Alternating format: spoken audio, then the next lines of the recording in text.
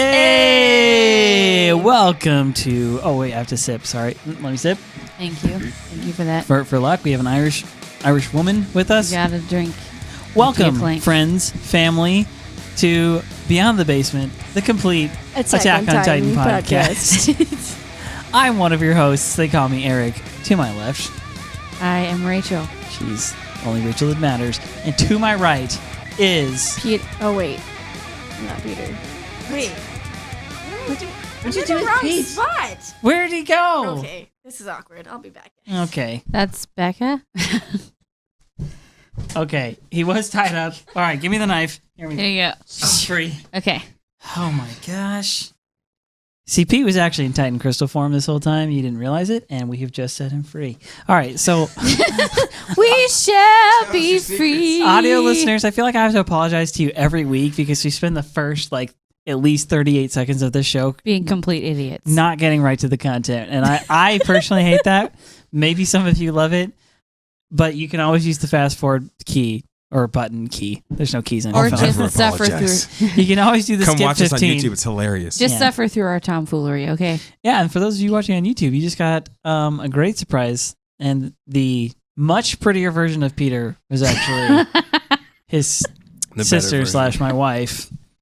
So, no, you're his sister. Anyway, This All ain't Kentucky. so this is no. episode It's like a Song of Solomon. season 2, episode 4, otherwise known as episode 29. And we'll do a quick recap to get you into the action. Finally, Soldier boy. this episode shows basically the same clip as the beginning. The beginning of this episode is the same clip as the end of the previous episode. We've got some of the 104th cadets who most of them are not armed because remember they were basically being held prisoner. They're trying to figure out who of them may be Titan shifters. So they don't know anything about what's happened with Annie and they are unarmed. So they go on this scouting thing. They find themselves stuck in Ugart Castle at night. And here they are. And so what happens at the end of the last episode is we see this Titans invading and it's just a bunch of quick action and then boom, episode ends. We basically get that exact same clip here and then it stops, it cuts, and then it says, all right, 2 hours earlier. And so what we get to see kind of what's happening, late in the night of this, what people think is probably a break in the walls. And this is late in the night after the first kind of expedition to go warn villagers and to go search for a break in the wall, which they never found. So we get some conversations between the scouts, which are kind of interesting. We'll kind of dive into some of the stuff they're talking about. Connie brings up what happened to his village. And we catch a really interesting scene where Ymir seems to be rummaging for food, trying to get out late at night, and Reiner runs into her. She is able to read a weird language. We will get into a heated discussion about that. Then what the unthinkable happens. Except for we knew this was going to happen. The castle basically gets overrun by Titans. So a bunch of Titans show up. They're very hungry. It's weird because this is at night. Usually they're not active at night. Titans show up. They start kind of invading the building. Some little ones actually get inside the building. Reiner has to save the day, and then everyone else has to save Reiner, and it just gets crazy. And we get a flashback to some of Reiner's past, which is one of my favorite parts of this show, that we actually get to a little more context in each of the characters. Finally, after Reiner kind of saves everyone, and then everyone saves Reiner, the scouts, the few who were armed, they've been outside this whole time fighting off Titans, and they've actually killed some of them, and in the process, a lot of the castle has been destroyed, and all 4 of them died. They're all killed in action, and then the Beast Titan starts hurling rocks, some kind of debris. He hurls giant rocks. Stuff that moves fast enough to make the same sound as gunships in World War II. Yeah. There's a little sound like the whistling sound. And he starts destroying the castle, destroys the horses, which is their only way to get away. And it looks like all is lost. And in that all is lost moment, you get the weird surprise of a lifetime. The kind that makes you stand up out of your chair and go, what? You get the surprise that, all right, all the defenses are down, but Ymir grabs a knife, jumps off the castle, slits her hand, and guess what? She's a shifter. Dun, dun, dun. To be continued. So Man, we're gonna have to. What a way to end an episode. I know this episode Hey, you really know did this make me stand up. jerk face girl that everyone hates? She's a Titan. She's a Titan shifter. She's a complicated character. We're going to talk a lot about Ymir. This episode, next episode, and then episode after that focuses pretty heavily on her and her character. We're going to learn a lot about where she comes from and so on. I'm not spoiling too much there. I don't like her personally. I've got a penchant. I've got a gut feeling about Ymir that she's. I don't need a gut feeling. She just does bad things. But in this episode, we learn a lot about her. Why don't we? Okay, I just feel like this is important. Why don't we actually start at the actual beginning of this episode? Utgard Castle. The Beast Titan climbing the wall. Any Yes. thoughts on that? He Monkeys climbs can up climb. there and Monkeys sits up there. Well, I think it's interesting that he climbs up there and then we don't really think about him until giant chunks of stuff start flying through the air and kill two of the scouts right away. Yeah, And Connie then was the right. horses. Connie was right. It was Yeah, the Connie Beast calls Titan, it. and he said he was the one who went over there, and we realized he didn't climb over the wall. He was sitting and He was watching just the sat whole there and was time. watching. It was the perfect vantage point to see everything that was going on. Also, And we've seen small titans, we've seen Mhm. big titans, we've seen bulbous titans, we've seen shriveled titans, Shy a Titan Titans, that can't even get off of the roof of a house. Disabled Right, Titans. disabled titans. We've seen all manner of titans. Most don't have facial hair. A few have facial hair. Mhm. Mhm. Some There was the bearded, the Santa Claus one that ate Aaron the first time. yeah, there's the Kansas one. Mhm. Some move really fast. Some are a little slower. Mhm. Some titans are more muscular, but most of what we see as dumb titans all have skin. Yes, that's true. It appears The shifting ones. it appears though. the shifting ones are mainly muscle. Think about female titan. Think about attack titan, colossal titan. The armored titan looks to have armor and not just the muscle, but it seems he like kind of has armor, but he sort of has like a muscly. Under you can kind of see through it. It has a little. the holes the there. muscle between the armor. it seems like yeah. he's got some skin too Mhm. on his face at least. To me, it seems like his skin is the only skin part is the hardened, golden looking stuff, and Maybe. everything else is muscle and tendon. Right. But this is the first time we've seen a titan who's not only covered in hair, he is a beast. Yeah. he There looks is no like an muscly ape. part of him. Yeah. He literally He- just looks like He has Sasquatch. different ears, different face, different. Yeah, his ears are Aaron's ears are pointy too. It's true, but everything's different about him than any other titan we've ever seen, and titan shifter we've seen. Now we've Yeah. only seen a handful of titan shifters, but Mhm. they're pretty different. At the end of this, Ymir's titan looks somewhat similar. Yeah, Not It has all completely the skin, though. unsimilar, but it has the skin. Nobody Mhm. has the hair, and it's just a beast titan. How come everyone else looks like they're human-esque, but he looks beast-esque? Yeah. He looks more animal Yeah, than human. yeah. So the other thing of note is the fact that he can climb the wall. If you recall, climbing the wall that's something that Annie He did didn't- with her crystal. Only with her crystal. Yeah, thing. her hardening kind of ability. Yeah. Because turns out the walls are made out of hardened Titan skin, or so we think. According to Hanji. I mean, Yeah. Hanji and Armin are right about everything, so I'm going to go with yes. Yeah. So that being said, and Erwin. So that being said, he's able to climb it, no problem. But it looks like he does it the exact same way he that was Annie breaking did. it a little bit as He he was hasn't got to climbing. harden himself though. He just was able to grip like crazy. So Yeah. not only that, but he's got a baseball pitcher, a Mariano Rivera, Madison His arms Bumgarner, are so long. crazy long arm Why is pitch. his head so small? Yeah, his That's head's what tiny. I Yeah, was- it's super creepy. weird. So I'm just commenting on this because it's like the first thing they show, and he's the first big surprise of season 2, and he's But he ain't the last. well, yeah, he's definitely not the last. But I'm saying like, it's not like that got resolved. It's not like that got resolved in any way. We just saw him, and then he talks and is smart and is like, "What is this ODM gear?" And like, You see, I was like, He hey, like deal takes with some of it, and it's so tiny in his gigantic hands. Yeah. so that's why I want to spend some time in this because I want to kind of break down all the things about him because I'm just okay. This is a little bit of a spoiler. But like, even moving forward, there's not a whole lot of information given. Now, Mhm. there's definitely a bunch more reveals and stuff like that, but there's a whole lot yet to be learned, I think, maybe even in season 4 when that comes out. So the other thing we see so we see him climb the walls, and then it cuts to a bunch of dumb titans that are running around very active, but again, it's still nighttime. This whole thing is happening in the dark. And it's still nighttime, but they're very active. And there's that one like pushing the other one around. Yeah, I was and gonna they're, say like, two of them are like throwing down, and one like rips his ear off, and the other one's biting his hand. Playing This is around like important kids, too yeah. because They're like wrestling baby bears. That's what they look like to me. when's the last time you saw a Titan attack another Titan? Just when Aaron does it. Just when Aaron does it. Yeah. Right. And So they all what the and heck's they all going on? And when said- they all turned on Annie because she called them. Yeah. They all said, "Wow, a Titan attacking another Titan. I never heard of that before." Everybody said that. Mm-hmm. So they never even seen anything like that, right? Yeah. So when when Aaron attacked them, it was because he was a human controlling a Titan shifter, a human clad in Titan's body, attacking Yeah. dumb Titans. Mm-hmm. When Annie called them Mhm. to come attack her, she was a human. They were Controlling. attacking, Mhm. controlling Yeah. a shifter, Mhm. and they were attacking her. And what's happening now?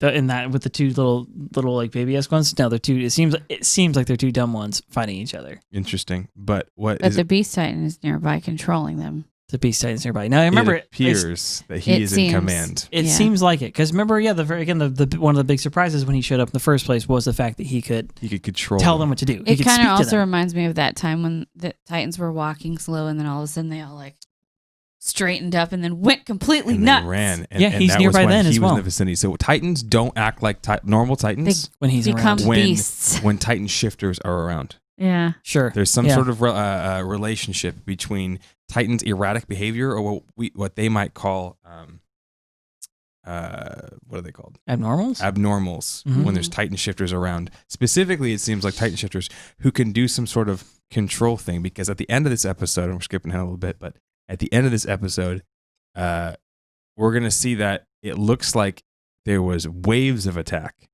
When's the last time a Titan strategized Mm-hmm. attack? They know they don't. They all just bum rush, right? Yeah, which is Yeah, that's true. yeah.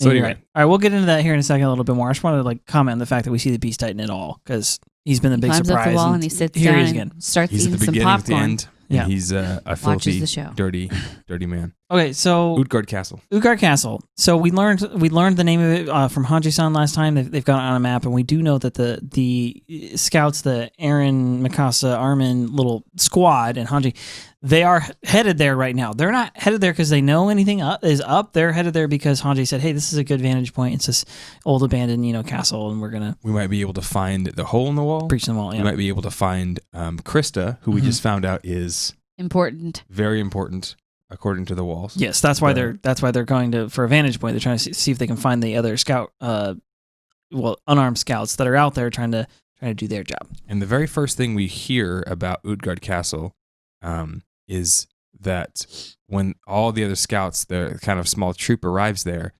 they find that someone's been staying there recently. Yeah, Mhm. and so they kind of conjecture like maybe this was like bandits or something like that. Who knows? Yeah. Um. And They show like the old campfire. Yeah. there's some remains of Some someone ashes. staying there. What's his face? Elvis. What's his actual name? Elvis haircut guy. Gelgar. Gelgar. We find out his name upon his Put death, it down at the basically. bottom. So Gelgar shows up and is like, "Hey guys, I found some booze or whatever." He's like, "I can't read the label though," which plays into this episode a little bit more. And so he doesn't know what the heck's going on, or he doesn't know what it says. He knows it's alcohol. I'm like, "Oh, you gonna drink that right now?" He's like, No. "Why would I'm on duty. I'm on the job." I wouldn't Of course drink not. this Okay. yet. What he's really thinking is, I should have joined the MP. I wish I would have made top 10 in my class. He could have been a top 10 MP drinker. Is what he could have been. Although, if he'd have joined Garrison and hooked up with Ahanes, maybe it would have worked out for But him. listen, he's a man of taste. You can tell he doesn't want to be drinking that The 40 cheap in stuff? a bag. Yeah. That they start to you on Gross. Garrison. Okay, so there's some contrabands. They're setting up camp in the castle, kind of rummaging around, finding stuff. And this is when Krista speaks up and says something that we're all thinking already at this point. You should be thinking. She says, "What if the wall's not broken? What if something else is going on here? Like what if it's not as bad?" Krista being the optimist that she is. What if it's not as bad as we think? But also, where did the Titans come from Yeah. if the wall's not broken? Yeah, the wall's not broken. Where'd they come from? This is a very good question. Again, remember, they haven't found a hole in the wall. Granted, this is the first day / first night since they've seen Titans within wall rows here, but so far, no evidence that a break has happened, and it definitely wasn't at one of the gates, at least as far as we know. They asked Connie about his village. Say, Connie, Mhm. was there a lot of Titans around your village? Because we haven't seen. Remember, they ran one route, and some of them ran the other route, and they didn't see a lot of Titans. Very few. They all keep commenting on that. They haven't seen very many since that initial sighting. Where So, are like, they all at? Maybe there were just a few from that initial volley, but where did they come from? And where are all the Titans if they did breach the walls? Hey, Connie, did you see it at your village? And he said, no. Well, there was one that was laying in the middle of, of the village, but my whole village got destroyed. But I think, everyone made it out okay. Yeah. There's no blood or There's guts. no blood or bodies. or That's anything the like only that. reasonable explanation. They all escaped. They and must have everybody's escaped. like, Yeah. okay. So they kind of probe them a little bit deeper. They're like, everybody escaped? Why were all the houses broken if everybody escaped? It's like, We have no idea. There was this one thing about this Titan that was at my village. On top of my house. It looked it reminded me of my my mom. He's quickly cut off. He's quickly cut by Reiner, who's like, why are you still saying that? Like, I'm sorry, bro, but then he gets cut off by Ymir and is like, you moron. Gosh dang it, Ymir. She's such a jerk. She really is. Yeah. She really is a jerk. So Her cheeks turn red and she starts laughing You're like an a idiot. moron. she's basically a Titan reminds you of your mom? Your mom. But you're so short. Like, she's doing right, her that's jokes. where she goes. She's doing the same stuff that she did to Sasha. I remember in Sasha's like flashback, and Ymir was Yeah. just being a complete a-hole to her. Like, she's doing the same thing. No regard, no reverence to the fact that like he doesn't, like, his village is destroyed. He doesn't know if anyone survived or not. He thinks they escaped, and she just goes right to, you're an idiot for thinking that. Mhm. Also, like, what, your mom's a Titan? Yeah, why are you so short? And if your mom's a Titan, well, your dad must have been a Titan too. Well, and otherwise they couldn't do it. And blah, blah. She just like goes on and on. Your dad must not be your dad. Yeah. Hey, you know how your village just got destroyed? Uh-huh. Let me add insult to injury here. Your parents are freaking Titans. Ooh. Like, come on. His village just got destroyed. Let's just give him some grace here, right? So she basically provokes him into anger to distract him, it seems. And in the Crunchyroll, he calls her a wench, Yes. which I can I'd say like to know, is that the actual translation of what he calls her? Or for the first are they being time, nice? the first time I watched season 2 through, it was on some janky, like Daniel, who's been on the show at times, and will be back. The Daniel son.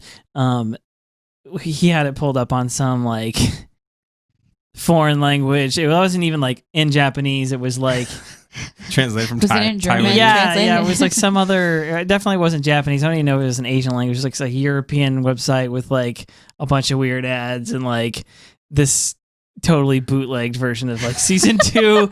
But the translations were good. I mean, they actually were at least as good as what we're watching on Crunchyroll right now. But that part he used more colorful words that like female dog words. I'd like to make a deep observation here. Oh, make it. Okay, let's think about the characters in this show. Would you say, on average, the characters in the show are one-dimensional characters, or are they multi-dimensional characters? They're always multi-dimensional. They're like real humans. Yeah. They're They all have very deep. a lot Okay. of good and bad things about them. Yeah. Okay. Except for Ymir. She's all bad. Who was the one character who only showed us one side of them the whole time? Annie? Interesting, right? And he only showed us the one side. Oh, and I don't care about anything. Everything's dumb. Oh, Whatever, I see where right? you're going with this. Everything's dumb, huh? She only showed you one side because she was hiding all the rest of the depth. She's like an iceberg, right? Uh-huh. That was her defense mechanism to keep you from knowing what was really going on the inside. Right. What do we know about Ymir? She's Same a thing. flaming jerk. She's one-dimensional character, a Yeah. complete jerk. Now, And she's obsessed with Krista. That's We pretty much know. all we know about her. yeah, we know she's also a Titan shifter. We know Annie's also a Titan shifter. Mm-hmm. So, they might have it pretty be similar. possible that they both are showing only one side of them as a defense mechanism to get you to stop from knowing the depth. They're pushing everybody away, being an a-hole, being standoffish, not Mhm. really caring in order to keep up Yeah. the facade. They both have that cold Yeah, that's true. kind of stoicism about them. They're prickly pears. Mhm. Yeah, it's almost as if I feel like that is almost a giveaway in terms of their characters. If we could kind of start like tracking down, okay, who's really guarded, who's somebody who like they might have more to share, right? So I feel like this is some good detective work we could do. That these similarities in the characters and the lack of depth. Yeah, you make a good point. Yeah, especially those two. Now, having said that, Aaron, who we also know to be a Titan shifter at this point, didn't have those traits necessarily, but he also didn't know that he was a Titan shifter. And he didn't have anything to hide. He wasn't hiding anything from him. Which really caused the question, again, watching this the first time through, this was a question I had, and I'm sure I wasn't the only one. Like, now we've seen, I guess, three in total where we know that the person, and we know that they have the ability to shift into a Titan. We've seen both sides of them. And we suspect others, but we don't know who they are yet. How is it that Eren is, like, surprised by this ability, and these other two seem to have it? Well, I mean, Ymir at this point at least knows that she can, and is so confident that she can that she'll jump off a building. Off a building with a knife. Yeah, like she's ready to go into battle right away. Whereas with Eren, it was like, oh yeah, I turned into a Titan today. It was really weird, and I was able to like fight off a bunch of them. And like he's transformed like a handful of times at this point, and he's still just like kind of learning. He like didn't even know. So how is that possible? And that bothered me for a long time. Don't worry, if you've not watched the show, like. That part does get answered, that I can tell you, but it is really interesting. And you make a good observation that there's this like specifically these two women kind of like put up an emotional wall with everyone, and then it turns out they've got a huge secret, which is they are Titan warriors. It's well written. It's it interesting. Is. Also, what happens in the middle of the night? Like you roll over, like stub your toe. You just bust into a Titan in your sleeping bag and kill everybody around you, or like. Well, it seems like they have to intentionally inflict an injury onto themselves because Eren has to bite his hand. They have to have a vision. And Annie flicked her stabby ring onto her hand, and then Ymir just sliced herself. They have to inflict self-harm. Which is how we know that. I wouldn't say they have to inflict self-harm because Eren turned into a Titan the first time without inflicting self-harm. Well, he has to have some sort of harm. I suppose that's true. He was pretty bit of But I think you're right. It's the intention. Making a good point. It's the intention. The spoon thing with Eren. He reaches for the spoon, and that's enough to like. But he was covered in injuries both of those times that he changed without doing it to himself on purpose. Goal, right? Yeah. It's injury and its goal that causes you to turn Titan. I'm just saying, what if you're having a really intense dream and you have a goal in your dream? Oh no! You freaking hurt You fall yourself. off the bed or something like that. Yeah, right. Or you blow. This is how we know. You get a Charlie horse and you just go full Titan. This is how we know that Eld was not a Titan shifter because he bites his tongue and like nothing happens. It wasn't Eld. That was a Baka guy. I forget what his name is. But the tongue bitey guy who's Rip. Yeah. We are actually gonna do in the in memoriam. Bonus episode for all the fallen characters. If you've ever watched The Walking Dead, I'm not like a fan, but I've watched the show a few times, and they always have an after show called The Talking Dead, which is hilarious. Beyond the Basement is to Attack on Titan what The Talking Dead is to The Walking Dead. Actually, we're essentially an after show. Anyway, but they have this every episode because like it's full of zombies, and the zombies always get shot up in every episode. And then some main characters die as well. But every episode of The Talking Dead, they have an in memoriam section where they play some like sad music, and they're like, "Rip, crazy-eyed zombie, and Rick from this place, and all the people that died." We're gonna actually pull that. We're gonna do one of those for Attack on Titan. We need to do it for like every season because people die in spades in this show. What were we talking about? So, Ymir is creeping around because they found some provisions, and she is looking with a candle into something. And you're like, okay, what a complete jerk. You're just looting the village, get some good loot or whatever. Well, even Reiner's like, what are you doing? And she goes, I'm going to die, so I want to fill my belly. Yeah. So she's rummaging around. Rummaging around like she just dropped in from the blue bus or from the plane, Yeah.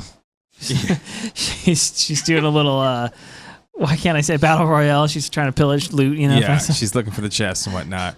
Reiner comes in. She's like, "Oh, did you come to see me, Reiner? I didn't know you liked girls." I was like, "Okay." Yeah, he's like, "I didn't think you liked boys." And she's like, Anyway, I'm looking for food. Turns out, though, that's pretty spot on. Reiner's probably not totally wrong. What's that when you always project what you are on everybody else? Projecting, yeah.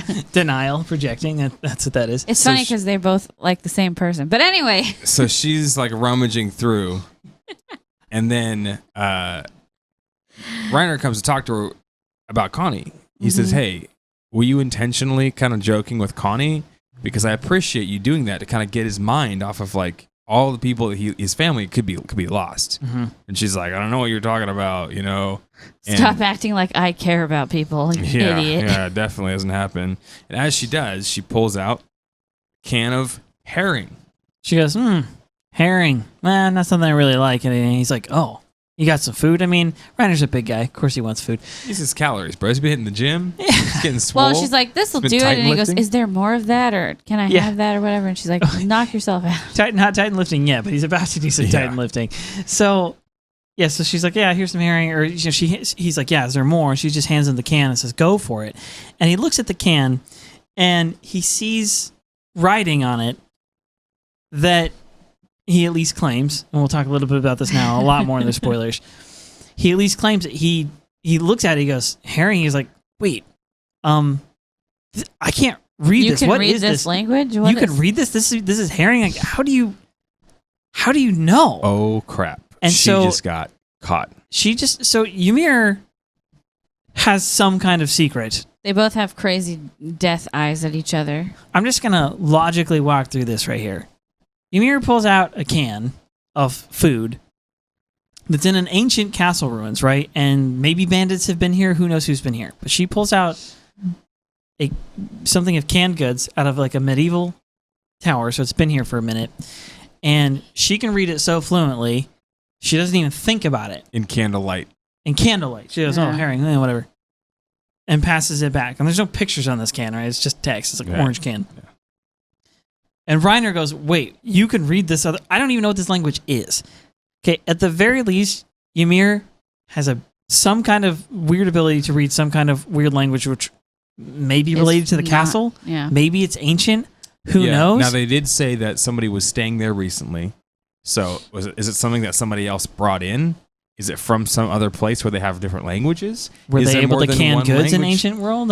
Is it ancient or is it fresh? To a certain mysterious, giant, tiny-headed. Is there more than one Titan region in the walls that speaks different languages? Not as far as we know. As far as we know. Now, yeah, we'll get into it. We're going to get a lot more into this in the spoiler section. So if you're like, okay, I've already watched through this and I want to hear you guys talk about it, we will get into it more. Just there's a bunch of stuff we can't reveal just yet, but we will talk about this more in depth. So just keep the scene in mind. But nonetheless, this is a weird scene. And since in this episode, you've already watched the episode, Ymir shifts into a Titan. Ymir is a person who's been keeping secrets in the anyway, right? Yeah. And it turns out one of her big secrets is maybe she's not even from around here, or if she is, she knows other weird languages that like not even other intelligent like scouts would know.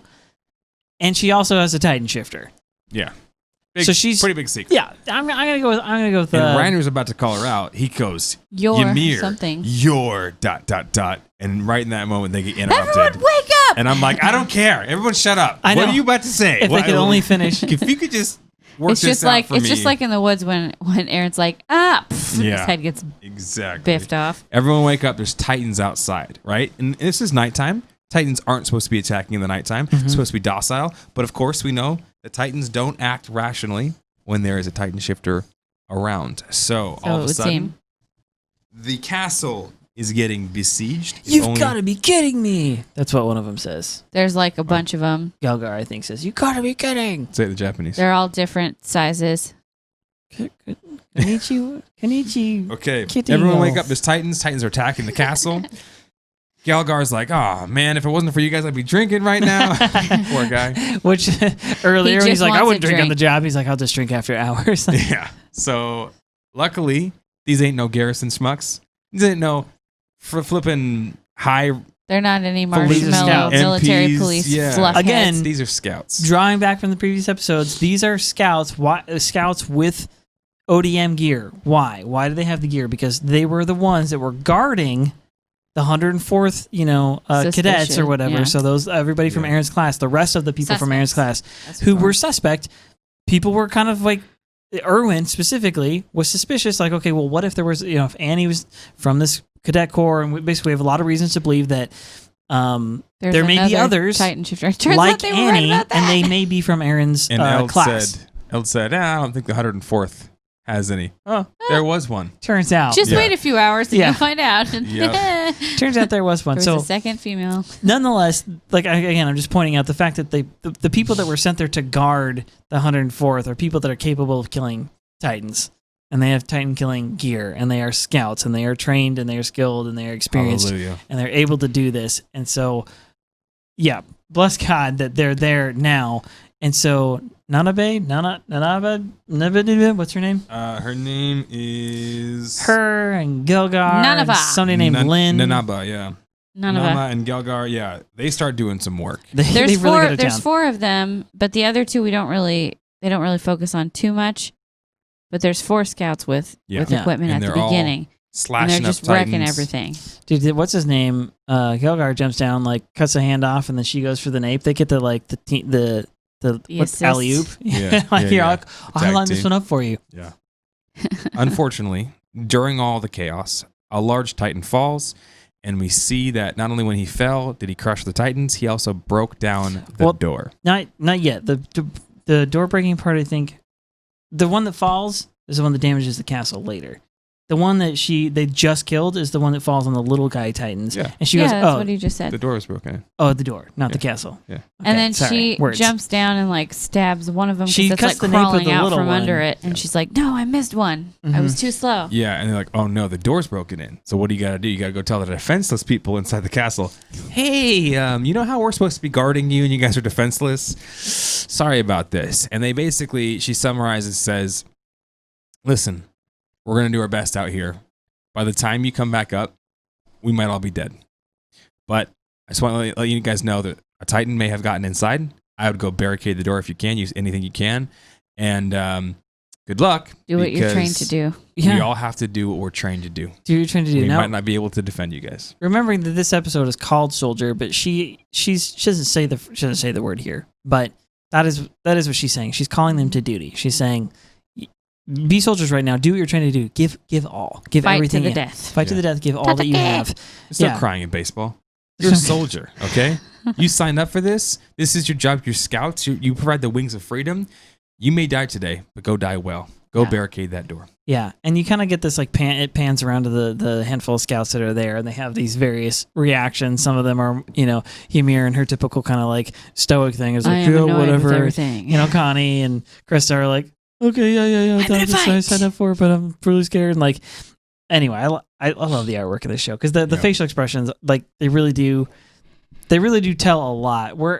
Whereas in like I don't know, I feel like in maybe in manga and comics and stuff, there's a little more of this, but like traditionally, like in cartoons and stuff, it's just hard to like get that like expression. And like the early days of like Level of 3D detail. animation, like the Toy Story and those like the late 90s or whatever, when fully 3D animated movies were coming out. Like that was actually one of the big challenges for like animators, was the fact that they felt like it was difficult because the technology was still new and limited. It was difficult to like express emotion on the face. And I think that that's true in general. Even watching some of the like animated masterpieces, like the late 80s, early 90s Disney movies, they are animated incredibly well. There is a lot of expression with the characters and some emotion there, but I would say not even half as much as you get with Attack on Titan. This one's like especially good. And what do they say that so much percentage of communication is nonverbal, Mhm. right? I don't know what the percentage is, but it's high. It's It's a a high lot. It's like percentage. 80 something. And we know that like even from I think it's 87. psychology, when you bump into somebody or whatever, without even saying any words, just your eyes and your facial expressions, the micro expressions of your face communicate so much. Oh, I'm sorry. Oh, it's okay. No big deal. Without you actually having to say anything. And so, yeah, the level of detail they put into the faces of these characters is great. We appreciate it, and it tells a great story.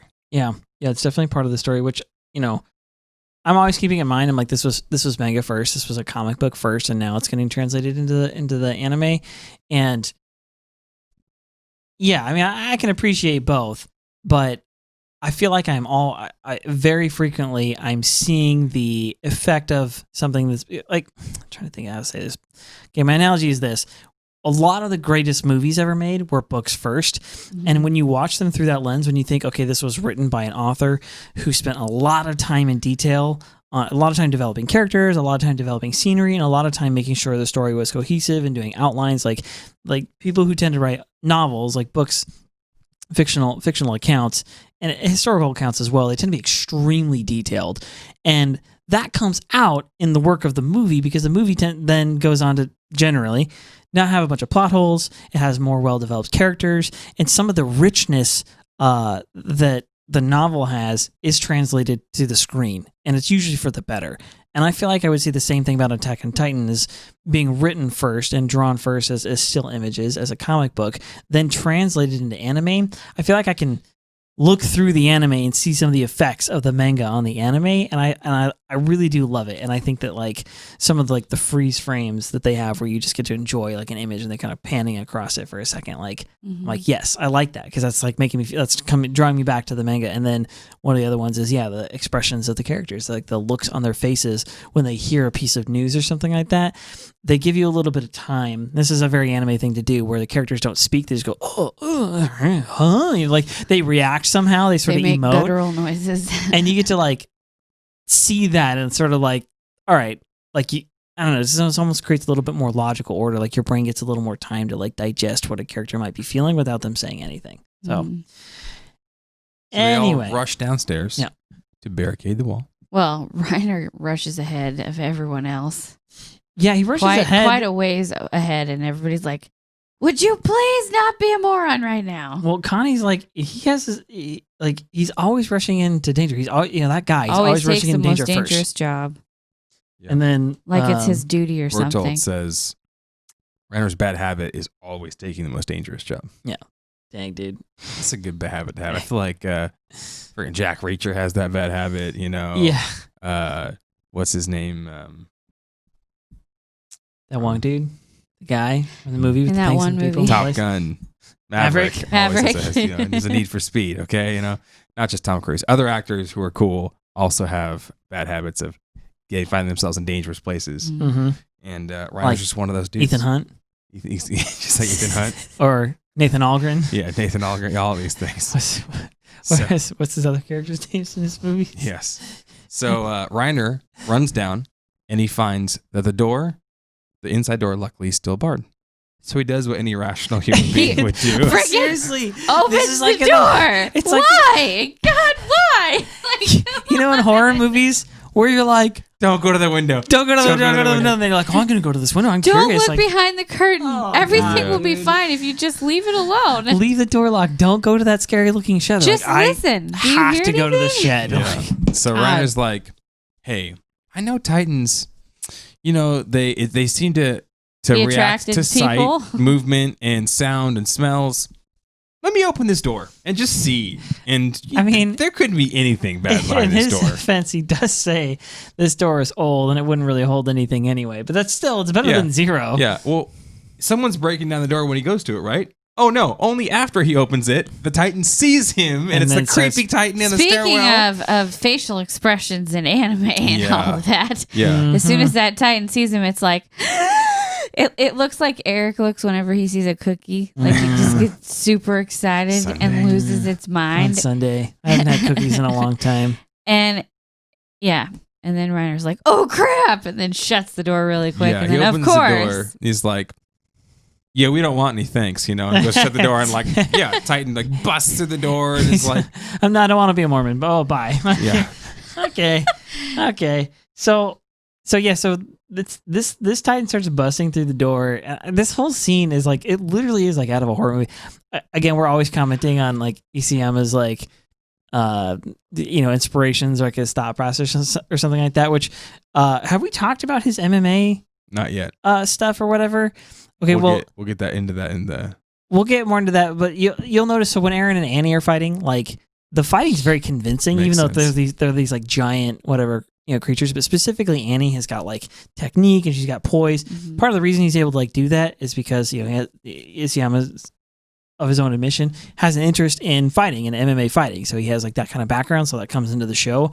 I would love to know, like, does he have a background in or an appreciation of like horror or like scary or like suspense, like thriller movies or novels or something like that? Because there's a lot. Some pretty scary stuff Yeah. sometimes. The whole scene, the Small Blade episode, what's her Mikasa's past, Mhm. same thing. It Yeah. has like a really freaky like feel to it. And Thrillerish. thriller, yeah, kind of like horror at times. So Reiner's there, getting the door broken down, and he's thinking, "Is this it? Is this how it ends?" And this is where we get our first flashback. I'm pretty Yes. sure. Yeah. Well, the Titan's arm breaks through the door and comes around like this, Oh, that's right, As yeah, it's it coming punches through. across his face is when he has the flashback. So again, we can't. There's some spoiler. There's a lot of spoilers are going to We be could long. just describe the flashback and We'll then describe the move on. flashback and just make some notes that you might want to observe here. So flashback is Reiner and he looks younger, not a child, but not an adult. What would you guess age wise? 12. 12. Okay. Yeah. 12, maybe 13. I'd agree with that. I would say anywhere from maybe as young as 10 to as old as maybe like young teens, like 13. He looks like he's going to a little league game. Yeah. All right. And he has at least one friend by him. Another. There's 3 people there. There's 3 people there. One of them looks like another kid, another kind of dark-haired kid of some kind. And it's Bertolt. It looks like Bertolt. It does. It does look like Bertolt, if you ask me. And Bertolt and Reiner are always together, so that would make sense. Came from the same village. Came from the same village. There's a huge older guy. Looks like maybe he's maybe 17. 15, 16. Yeah, I would say as well. Maybe yeah. 17. Maybe. He looks older than that. He's redhead. And that same arm went to go grab Reiner, and it looks like a Titan is about to grab him. Yeah, which is interesting. That the past. flashback is like paralleling what's happening in reality right now. There's Yeah. like a Titan arm coming towards him in current, and then he flashes back to like way back in the day.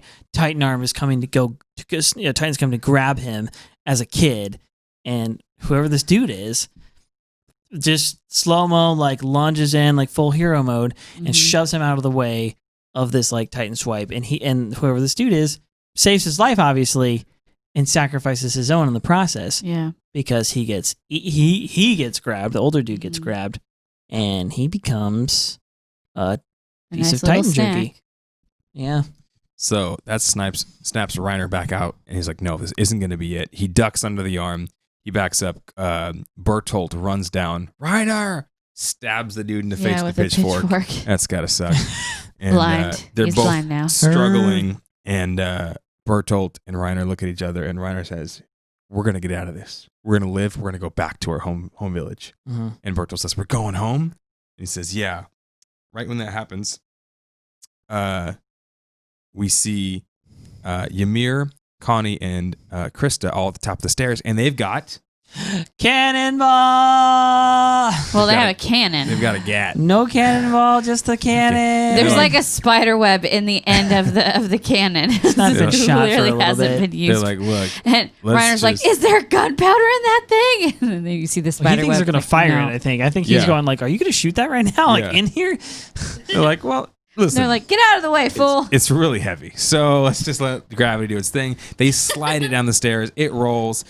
Bertolt and Reiner jump out of the way. It smashes into this Titan, a really small one, probably crushes it. And they are saved by good old-fashioned ingenuity.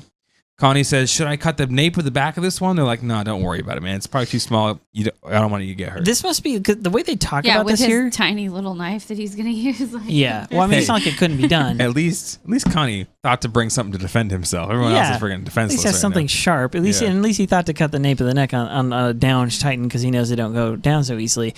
But the way they talk about it here makes it seem like they like learned something as cadets. Like, oh well, one of this size, like as if to say that the bigger ones always regenerate, but one of this size probably doesn't really have that same power. It seems like they've alluded to stuff like that before. Yeah, and so one more comment on the Titan that just got down. I wanted to say this a second ago, but the one, it's the one that appears in the doorway when he opens it, smiling. When they zoom in on it, the sound it makes is like the most horrifying thing because it goes, but it like smiles 3 octaves more. lower than that. It's like, oh God, I'm sorry. It's like it's Sir, horrifying. I'd like to sell you some life insurance. And then, so Connie's there, and they're like, oh man, that was crazy. Chris is like, hey, let's all get away from the door that you guys came in down case here. there's more down there. Just In case thinking. there's more, they're all like, yeah, you're right. As they go to turn, of course, another one is there. Goes to grab Connie. And right when he goes to grab Connie, Reiner pushes him out of the way, just like it happened his when he flashback. was young. Mm-hmm. And he grabs this Titan, which is quite a Well, bit. the Titan grabs his arm and its it jaws. pushes Connie out of the way, and then Reiner gets bit. Yeah, they're wrestling for a second. He gets bit. And instead of just falling on the ground or just taking it, Reiner's like, no, son, you Time think to you got boss me? hog. I got you. So he throws him on his shoulder, John Cena style. And like, While "It's its John jaws Cena!" are around his forearm, crushing his bones. he walks up the stairs. This guy's got to have just some thighs for days. I hits the still gym, can't believe I he saw eats that. protein. Well, Hanji did say that they don't weigh as much as they should, right? It's true. So It's true. that could Doesn't mean explain they're a not little heavy. bit. And he was a small Titan. I It's mean, he still a wasn't that boss much move. bigger than Reiner. Still impressive. Not Reiner saying walks it's not up the stairs impressive. and he goes to the open window and he's about ready to just jump out the window with this guy. And Connie's like, "Are you gonna jump out the window of that thing?" And he's like, "It's I the have only no way. other I choice." don't have a choice. I gotta save you guys. This is what heroes do." Connie's like, "Wait, I got this knife. I'm I gonna make can it cut its a jaw bit at stabby." least. Yeah, so he cuts the jaw muscle. It releases Reiner's arm. Reiner throws it on the windowsill. I don't know why he didn't just throw it out the window. I was fully expecting him to. Again, first time I watched it, I was like, "Oh yeah, this is where he hucks it down." Is like, "Cool guys, don't look at explosions." Right? Yeah. You know, like I thought Yeah. he was gonna have his moment, but he just like rips his arm away and it's like on the windowsill. Okay, you must remember that arm is broken, so true. he only has one functioning Okay, arm. but like it's on his shoulders. Yeah, if he doing just this- leans into it, gravity will do the rest. Listen, we've carried enough I was gonna ladders. say, we carry. Okay. Okay, We're okay, always okay, talking okay. about the roof. Okay, but what's also, one his more? brain might not be functioning quite normally. He might 'cause, be you know, in has shock a- at this point, having his arm crushed and broken. I'm throwing this out there because this is legit. So we do roofing, okay? And roofing roofs are generally made of this composition shingle, and it comes in these large bundles. They're about 80 pounds a piece, right? So that's what we figure. Just right. Right, so right around there. And so to get them up a ladder, or to really carry them around almost at all, you can carry them at the waist, but it's hard. So what you usually do is you throw them over the shoulder, and they're big enough and long enough. It's sort of like firemen carrying a human being, right? It's sort of like throwing somebody who weighs 80 pounds around your shoulder, and then you get like, but putting them down isn't so hard. I mean, you want to be, like screw them up, but like putting them down, you sort of just lean, and they'll slide right off your shoulder. You kind of direct and guide them as they go. I just think, can I just say this about Titans? They strike me as a little slippery to the touch. And so in my Moist. imagination, I feel like that plays into this where I think it should just They're slide like off. amphibians. They're all covered Sorry. in slime. Somebody Yeah, might say like a bit froggy a moist. little bit. Yeah. Getting froggy. Froggy. Sorry, go ahead. Reiner drops this guy on the windowsill, and they're all looking at it. It turns around, and you're like, don't let it turn around. And luckily, Ymir, of all people, kicks it square its stupid face, and it flies out the window. And they're saved for now. While Reiner's arm is super jacked up. And they're like, wow, that was pretty amazing. Good job, Reiner. But your arm is pretty jacked up. And he's like, yeah. Krista says, I think it's broken. He says, yeah, it's definitely broken. Just my luck. So This part. Krista says, like, oh, I got to wrap it up here. And she begins to tear like the bottom of her skirt away and Well, put it on what was a Reiner. dress turns into a skirt, I guess. Yeah, Yeah. yeah. And Reiner's like, got this look on his face. And then like she's a like, teenage I'm boy sorry does. for this dirty rag that I have to put on you. And he's like, it helps. It helps. It helps though. It all helps. He's got those. The animation is like so well done here. I feel like that's a very anime thing where they have like when they The feel like dark over embarrassed their or whatever. eyes, Yeah, yeah. like the dark over their eyes and like the vertical lines that are like shame almost. Like Yeah. like, And this girl And- is cute and she's touching my arm. we're like, I wonder what goes through teenage boys' minds can when see her cute, legs. cute girls do something good for them. And he's like, I've got to marry her. You know, like, yep. I must marry her. That's definitely on the list, Reiner. So Connie comes up and he's like, hey, thank you, Reiner. You saved me. Like, you're always saving me. Annie even saved me before. I've got to thank you guys for that. Which he mentions Annie having saved him in a positive way, and he says he needs to thank. I want to thank you guys for that. Yeah. Which And means Connie doesn't know nobody knows. what just happened in the Annie's the in the female capital. Titan. Remember, Yeah. they kept it really close to the vest. They Nobody didn't even knows what's tell even going the on. MPs. So these people may not know that Annie was the betrayer. Which I think, well, yeah. So it stands to reason then that Reiner, Ymir, like the whole gang that's here, they don't know what's happened, and I would reckon that even the scouts guarding them don't actually know the events that unfolded, let alone the characters. That it was Annie. Which is crazy. Yeah, it's just they're just being kept, kind of away. Well, they were kept separate, and then crazy stuff went down. So there's been no contact. Yeah, and they would know that the female Titan exists. They were on the expedition after all, but they right after the expedition, they're essentially like they're taken Quarantine. Yeah, essentially. quarantine. Yeah, like they're taken away and put in hiding, and the whole fight and all the stuff that transpired at the end of season 1 with Aaron and Annie and stuff like that was all only revealed to those who were there. So Anyway, So Reiner says, "Don't worry, Connie. That's just what soldiers do. We sacrifice our lives for others." And he's having the flashback of when he was young and somebody saved his life, and he's going to pay it forward, and he's going to save Connie's life. He's going to be a leader. And now hopefully that rubs off on Connie enough where Connie's going to start laying his life down too. And Connie says, I don't know if I could ever be that brave. And he says to Bertold, was Reiner always like this? And you're like, has he always been this you're way? like, hey, your old buddy, he came through. What you a know? guy. What Has a he guy. always been such Brag a good guy? on him. Yeah, It's like, tell us more. It's like, no, actually, he was more of a warrior before. What? Like, Excuse me? you're telling me that the guy who just picked up a Titan, saved everybody in the room, and threw him out of a window was even more of a warrior than before? And What Reiner- does he want? What does he want? Reiner Does he want seems- him to like put the Titan down, like slap it across the face a few more times, like ground and Insult pound, throw its something mother, like that? Insult its possibly. mother. Should have given a Stone Cold Stunner and like chugged a beer or something. Yeah, exactly. Chug a beer and then pull out, like, you know, a revolver and shoot it in the head as it falls down. Like, Yeah. What do you mean he's not a warrior? Like, he just did all the warrior things, and then he even says that when Connie's like, "Thank you for saving me," he says that's what soldiers do, which is what soldiers do. Yeah, he didn't take glory. He didn't say in your face. He didn't say you stupid idiot. He just said, hey, that's what we do for each other. Yeah, Right? which Yeah. to pause on that line for a second, I'm mildly changing subjects, but that's what soldiers do. That's what soldiers. This episode's called Soldier, of course. Quick reminder, like that is what that actually is what a soldiers do. They lay my life down. The stronger lays his life down for the weaker.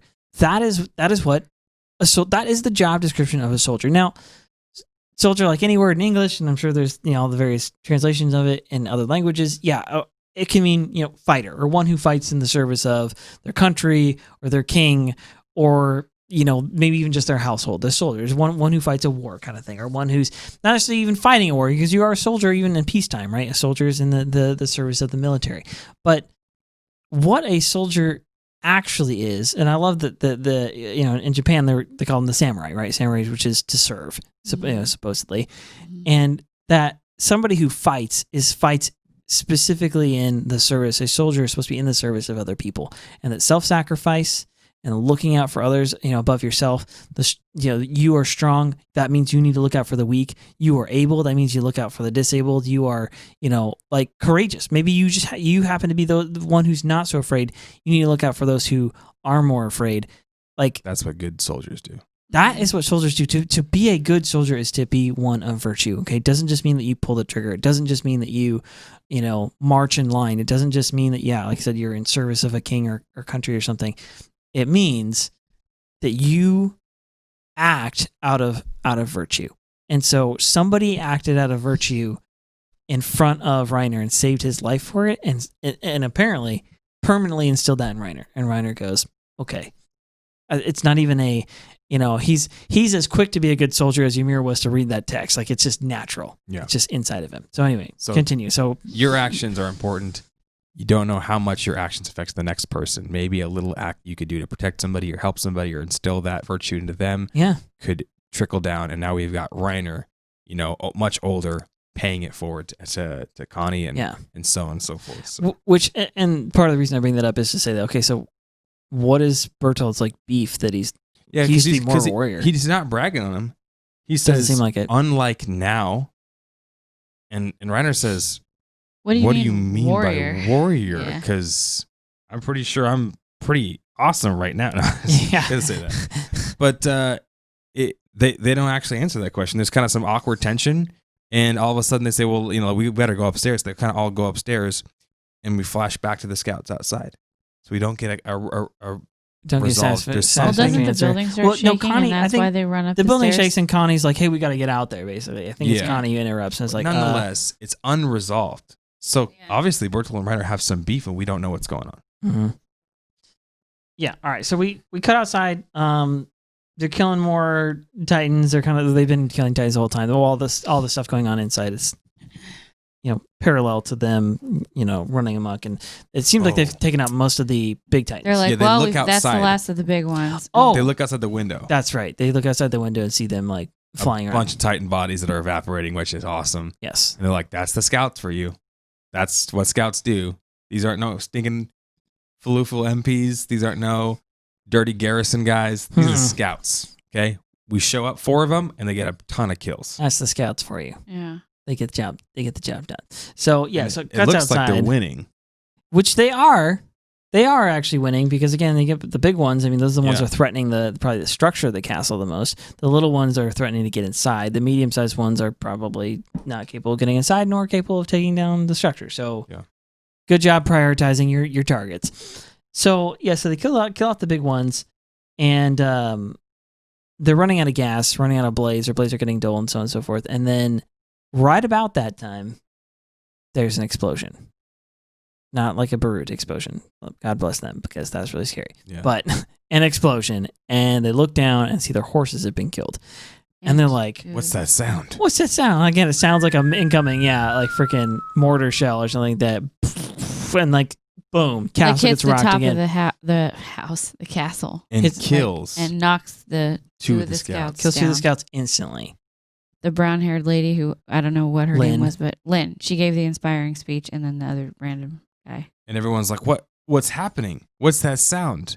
And here we see Connie gets it right, dead on. He says, no, it's him. It's the Beast Titan.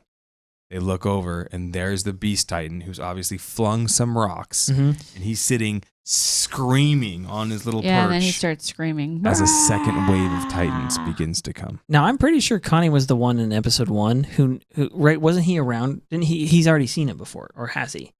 Seen what? The Beast Titan. Was he one of the ones that was around? Remember the first batch? There was a handful of Titans that showed up, or a bunch of Titans that showed up, and there was a handful of scouts, and that's when they were like, oh, we have to go out on this mission. What's his head? Mike ran off after him. Yeah, Mike runs off after him. I don't think Connie, because Connie went to go to his own village. Yeah, not yet. He hadn't gone yet. Him. They were all there when those first wave of Titans were there or whatever, and they all started to ride off, and Mike sent them off in their various directions, but I think most of them saw this Beast Titan. Don't think Connie was there. Could be wrong, but remember... Let's go back and watch. Remember, all those Titans begin to like turn and run, and we couldn't see the Beast Titan yet. Yeah. I just remember him casually walking by, and they're like, what's with that one? There was more than one. Yeah. There was at least more. I don't think he's seen him, but he's seen him now. Yeah. And everyone's freaking out, and we know he's responsible regardless of this attack. And then Nanaba says, she says, a second group, the timing is too perfect. This has to be their strategy. So they, like an army, they sent Titans to wear down the initial troops, and then barrage of artillery, and then a second wave. That's exactly what we would do in a war. Yeah. What in the world is going on? The Beast Titan screams and then begins to climb down the back of the wall as a second wave closes in. I'm done now. I've done my job. And what's her face is like, hey, this is too perfect. I think they've been playing us all along. They meaning maybe the Titans, or I don't know, but like she's aware, like this wasn't the wall broke and some random thing happened. Some random thing. This is an attack. Yeah. It also seems like there's more of them the second time. Yeah, a lot more. And where did they come from? So we see Nanaba, and we see what's his name? Gelgar. And they're on the side of the wall. They're the only two left. They're like, well, two left. Here we go. It took 4 of them to kill the first wave, which is half the size of the second wave. There's only 2 of them left. Hardly any gas. Blades are down. I think Gelgar's blade is like broken in half. They laid their 2 fallen comrades at the top of the tower, so their bodies are just up there, and they're like, okay, we gotta go freaking try and take on this second wave. And they make the comment like, how many of them? The 4 of us took out how many Titans? And he's like, I didn't have the luxury to count. Yeah, I don't know. Luxury to count. I was too busy owning noobs. That's a pretty awesome statement.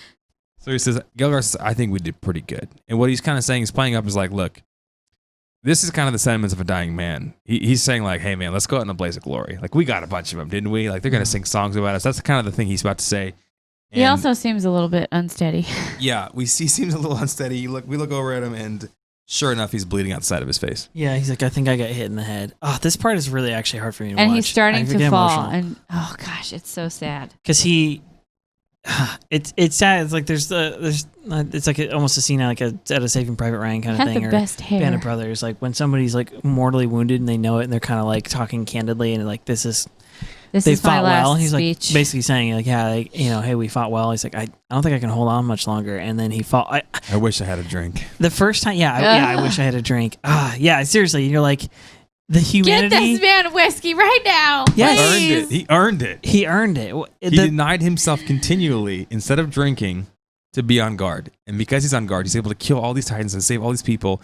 And he's denied himself. And here at the very end of his life, He just wants that one little bit Man, of liquid sunshine. he just feels like a real person Yeah. in the moment where he's Relatable. like he feels like a real soldier, right? This episode is soldier. Like he feels like he's doing soldier. He's like doing his job to the end, and he like lets go because he's probably get concussed and like He can't hold on anymore. He He holds can't on hold- until he can't. Let's And go. it's sad because I feel it's relatable, Mhm. but it's also sad because it's like here he is at the end of his life knowing they're about to die, Yeah. knowing that they can't kill that many more Titans. Yeah. He wants to go out in a blaze of glory, and the one thing he wants beforehand is something to drink. Now, Yeah. to me, it's like it's relatable, but it's also sad because if you don't have anything else Yeah. beyond To physical, live for temporal is like things, that. then all you want is just a little bit of pleasure to get you through, just something that'll numb the pain. We hope you guys have something that's deeper than just physical things to help you numb the pain, because when everything falls away, when a tsunami hits, like in Japan, when these hurricanes happen, when there's pandemics, when there's an explosion like in Beirut, if all your hope is in physical things, that can get taken away real quickly. But if your hope is in something beyond that, no one can steal that away. Yeah. So it's relatable. It's a sad moment. We know our buddies aren't going to do so well, and sure enough, he said, "I can't hold on." He So he begins to drops. fall. Now, what's her face? Nanaba. None of a a business. She swoops in and is like, and like realizes he's she incapacitated. banshee screams and she's like, "No, not this way!" She shoves him in through this window in the castle and actually does save his life, if And only for a moment, but she does save him. does she take out one Titan in the process? She stabs him and breaks her blades. Yeah. She stabs one because her blades are dull. He comments on that a second ago. Her Yeah. blades are dull. She stabs him, breaks her blades off there. So now she's basically defenseless as well, but she shoved him into She the runs window. out of gas. And then, she runs out of gas. She's stuck on the side of this thing. And he gets, knocked inside this window and sees the bottle. The bottle that Krista has just used on Reiner's wounds, right, to sanitize the wounds. Yeah. And he sees the bottle. He goes, "Oh, wow, like maybe I can't. Thank maybe goodness. thank goodness I can have this last drink." And he goes to lift it up, and there's nothing left in the bottle. There's This is the agonizing part. Few This is the drops. like futility of life part where he goes and gets just like a few drops, like, and he's like, But "Who they miss his mouth. finished off this bottle?" As he gets grabbed through the window by another Titan and gets eaten. He says, "How cruel." And How then, cruel! Yeah, Who Nakasa's finished line. off this bottle? And then his head Nakasa's gets line always comes bashed to in. mind. Whenever I Yeah. hear that word now, is like the world is cruel or world is beautiful and also very cruel. Or Yeah. have it backwards. You have it backwards. It's fine. World is cruel Cruel. and also very beautiful. Yes. True salute to Gelgar and Dude. Nanaba. And he's going in the memoriam, dude. He must. He must. They both get eaten. Gelgar at least gets knocked out as he's about to get eaten. Thankfully, and he doesn't sense stripped any away. of his horror. The Naba Titan's does. like just pulling on him, breaking his spine and stuff. She gets ripped in half and her leg gets bitten off. She's screaming for her father as she gets eaten. It's really sad. Yeah. It's horrible. And then we go to the scouts at the very top and we realize They've got nothing left. They are literally Connie's out of like, options. Dang it! Why is this happening? no ODM gear, no horses, They have a knife. no way out. That's all and they one have. knife. Yeah. They have Yeah. one And he tiny says- knife. Connie actually says, "Are we just gonna wait here? Are we just gonna wait here to die? Like, are we gonna like do something?" Which, like, not sure what the something is he's thinking of, but like, I appreciate. I can admire his spirit. Like, Go okay, find goes to another throw a can. rock. I'm like, Yeah. let's go. Chris At is least throwing he's rocks trying. at them, and then Just do what you can do. yeah, Ymir's you know? like, "Don't, you'll fall." So then Ymir basically approaches Connie and is like, "You still got that knife?" He's like, "Yeah." He hands her the knife, and she goes on this monologue, and mostly to Krista, is like, "This was a long time ago, so you may have forgotten, but I don't forget. Like, I need you to remember that day on the snowy mountain where we made promises to each other, and I want you to go on living. I want you to go on to live a life that you're proud of." Yeah. Because Krista said, I wish I had a weapon. I'd die alongside them. Yeah, Which is like the most samurai thing to say. it is. And Ymir's like, Krista, kind of rebukes her, actually. shut up. Why are you You're, always- you're not yeah. like Connie or one of these other scouts. Yeah. You're like, and Connie's like, is that an insult? Like, what are you trying to say? And she's saying, like, all you want to do is have an excuse for your death. You've never really cared about your life. Yeah, you just want to die in a way that makes you look like a hero. Like, what are you talking about? Maybe I can just come in here and say, like, this is mysterious, but also kind of just Ymir doing what Ymir does, which is just like Yeah. crapping all over everybody's like She goodwill and does, but intentions and she things that they love. also nails it though. Like Does she's she? like, "Look at your personality. I'm going to push on your weak spot in I the just rudest possible way." I just hate people like this. People that are like, Ymir is a codependent leech. Like, she legit is. Like, even at this point in the show, I can just tell. I'm just gonna vent a little here. Ymir is codependent. Like, has this weird romantic thing kind of for Krista, which is messed up in and of itself, and like she goes about it in like the weirdest possible ways, and like she's the codependent leech because. She never brings anything of value herself. Yeah, I guess I'm okay. I'll just be a little more frank. I am kind of speaking out of personal experience here. I've had this more than one time in my life where somebody has like either a romantic or a friendship or some kind of interest in me, and it's usually like we're friends, but we're not like best friends, and they have this weird thing where they're like, "I know what's best for you. I know you, and I know it's no, that's not what you really want. I know what you really want because I know you because I really like you and you're really awesome." Sounds terrible. Yeah, it's like a savior. It is. Like, yeah, a little bit of weird like savior complex, and like it's Stop very being my mom. Yes, it's very emotionally like overwhelming and kind of overtaking, and I'm can take care of myself. I don't feel like any of those situations. I don't feel like I wasn't taken advantage of because I'm, a confident young man. I was like, yeah, I love you, but let me gently rebuke you right now. Like, thanks, but no thanks. Like, and it's like the opposite of what Mikasa has with Eren. Yeah, she wants him to be free. She like, loves him. Be careful. Oh, Eren, like, watch out. Oh, Eren, are you sure? Right? Mm-hmm. She's almost like too protective. Whereas Ymir is like protective, but she's like, I'm going to be a jerk to everybody else at the same time. She's aggressively protective. Yeah. Yeah, it's definitely... So Ymir's thing is like an unhealthy like desire for meaning. And Mikasa's is maybe not always expressed in the most healthy way, but like hers is coming out of a place of gratitude and hers seems like a more genuine love. You know what I mean? It's not just like no one else likes me. It's not coming out of insecurity. It's coming out of gratefulness for Mikasa. It's coming out of... it's coming out of genuine concern for the person.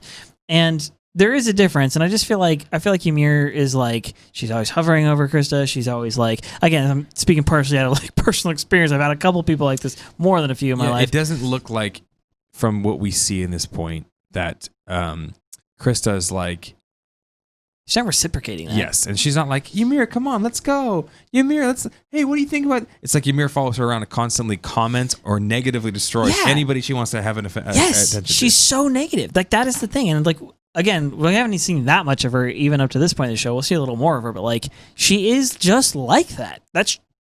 She's just like that. Like, she's just always negative. She's always bashing on whatever Krista likes. She's like, oh, well, I'm better. Or I know something. Like, and whatever other people like, she's just a negative Nancy. And it seems like Chris is too nice to just tell her to just... Yeah. If only Ymir had like a redeemable quality, like being able to turn into a giant fighting machine. Oh, right. Oh, yeah. It turns out. She grabs the knife. She looks at Krista and she says like, hey, live a life you're proud of. Taps Connie on the head. Says arigato. And jumps off. Cuts her hand. Turns into a Titan shifter. Crazy. To be continued. Thank you. Man, it's intense. What a way to end an episode. One that you need to see the next one immediately. Yeah. You have to watch these ones in pairs. This episode, or really say the next three, because I hate to burst your bubble, but next episode doesn't resolve the current situation. It's a just a backstory. We're gonna find out about that. It's extremely helpful backstory. Yeah. But it's not the conclusion. The conclusion is the following one. Doesn't that sound so romantic? Let's go to a snowy mountain. Let's go to a nice snowy mountain. I hate being cold. Yeah, okay. So thank you guys for sticking with us on this intense journey of Attack on Titan, the complete Beyond the Basement, the complete Attack on Titan podcast. There was. We're about to jump into spoiler section. Yes. Which means for those of you who are first timers, if that's the case and you don't want to know what happens in the future episodes, you get to clock out here, but not before you go to iTunes or Spotify. There are various places you can review podcasts, and you go and you leave a 5-star review. Please and thank you. And the reason you're going to do that is because you've listened to a lot of this content. Apparently you like it enough to continue with us, and genuinely we appreciate it. We've gotten some emails and stuff really recently that have been extremely encouraging. Yeah, thanks so much. A couple recommendations from fans. Let's see. Brian184, thank you for your email. I just want to call a couple of these out. Thanks, and buddy. then where's the other one? Paris, Ryan, you guys rock. You guys both sent us some emails and said some good suggestions, some good feedback. We massively appreciate it. Genuinely, like actually means the world to me. I mean, we're not doing this for like And we're not getting rich, and we aren't getting famous, but we are doing it because we love the show and because we love just talking about cool stuff with So other we people. appreciate the likes, we appreciate the shares, we appreciate you telling your friends about it, giving us that 5-star review, subscribing to our YouTube channel, and doing a backflip. Yes. If you can do that without injuring yourself or being concussed. Also, join us live on Facebook Sunday nights, even though tonight's a Thursday. We're going to be recording every Sunday night, and then we're trying to figure out a schedule to do two episodes a week. We'll be posting every Monday, and then again potentially another time secondarily in the week. So look forward to that. Season 4 looks like it's delayed, so we will probably get through all of season 3. It sounds like before season 4 goes live. But when it does, you will find us here on Facebook right as soon as the episode drops. We will watch it and do our show live. And you'll get the latest juicy commentary from Beyond the Basement on season 4 as it comes out each week. There will probably be lots of yelling. Yes, lots of it. So thank you for that. You can send us an email, beyondthebasementpodcast@gmail.com. And that was all the warning you're going to get because we're going to go straight into spoilers. Okay, ready? 3, 2, 1. Spoiler time! Oh. We need some kind of jingle that plays right there. This is the spoiler. This is the spoiler. All right. So Titan kids attacking each other? There's a lot in this episode that we couldn't just like talk about freely. So. Okay, hard. so yes, those two Titans that are like, just rolling around and biting each other. I think pretty they're two sure children. they're toddlers. Yeah, Like toddlers they're that got- acting like toddlers. Which we talked about this before, and actually somebody Maybe they're Connie siblings. in Probably the not. YouTube comments on episode like maybe 14 or 15 or something like that. I can't remember who it was. We've gotten several comments like this where people are like, okay, because you had one where you pretty firmly laid down. Oh, the trailer one actually. You pretty firmly laid down like, all right, Marley sends children warriors into battle. Yeah. Like that's how we know that they're wicked or whatever. And a couple people hit back and been like, okay, well, who's to say that like Aldea is a good society either? Which I kind of agree with actually. Yeah. Like I don't necessarily know that. Like I wouldn't claim like either. Look at of what these the societies. government in Aldea does. Yes, Terrible. Well, wiping not in memories, Aldea. suppressing people, the interior people, we know they're bad. So not drawing a moral equivalency between the two, but frick, I already forgot where I was going with this. I But got we will distracted. say that wickedness is wickedness no matter what government you're part of, Yes. no matter what you do, no matter what uniform you You were put talking on. about children and Don't be Titans. corrupt. To play into this, they send out child soldiers. Okay, that's bad. They also punish people like Ymir. Well, you think they punish people like Ymir. I'm not sure if that was actually them or not. We'll get to that in a second. The people get punished like on the like they keep people in gulags and Inject like them with. yeah, and when they disobey or break a rule, they like don't even kill them. They inject them with a serum that keeps them alive and in like some kind of torment for potentially the rest of ever. And Yeah. not only do they do this to people that they think are like traitors or like adults, but apparently, and I think this is probably true of a lot of the Titans, they do it to the elderly and they do it to kids.